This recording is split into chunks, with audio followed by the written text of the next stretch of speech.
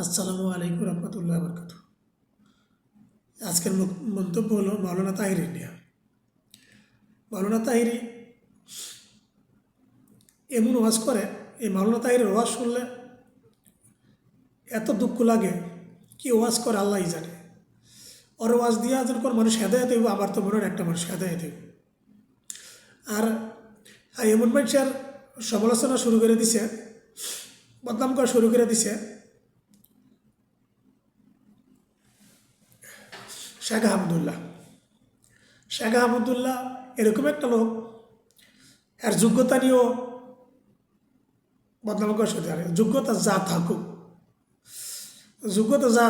কি একটা মানুষ যেভাবে ওয়াজ করে আর যেভাবে মানুষের ইসলামের দাওয়াত দেয়, এর যোগ্যতা যা হয়ে থাকুক, লেখাপড়া যেরকম থাকুক, এর কথা শুনলে মানুষের চোখে পানি এসে পড়ে।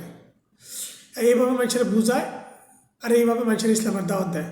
এর বিরুদ্ধে কোনো অহংকার নেই, একেবারে ছোটো করে কথা বলে না, কেউ খারাপ বলে না, কেউ শিরকে বলে না, কেউ বিদাতি বলে না। যদি কেউ ভুল করে, ভুল গেলে ধরার চেষ্টা করে, আর এর বিরুদ্ধে আর অন্য কোনো অহংকার নাই। এমন মানুষ শেখ আহমদুল্লাহ। আর ভাই, তুমি মাওলানা তাহিরি, তুমি কী করতেছ জাতির জন্য? জাতিরে তুমি শিরিক বিদাতের বিরুদ্ধে ঠেলে নিতেছ। তুমি কবর পূজা মানুষের একটু কম করতে হলে, আমার কবর পূজা তোমার লাগে মানুষের বাড়ায় করবো। তুমি একটা কবর পূজার একটা প্রচারক।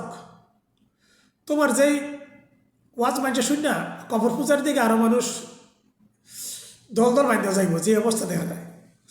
পারলে ভাই সঠিক ইসলামের দাওয়াত দাও, মানুষের শিরিক বিদাত বাঁচানোর চেষ্টা করো। তুমি তো দুনিয়া ধরে না করে টাকা পয়সা কামাই একটু শান্তি করে যাবে, আখেরাতে তুমি সুখ শান্তি করতে পারবে না, আল্লাহ পাক ছাড়া কেউ জানে না। এখন তো তুমি তবা কইরা সঠিক রাস্তায় আসো, আর মানুষের গিফত বদলাম করা ছাড়ো। তোমার আল্লাহ হেদায়ত করে দোয়া করি।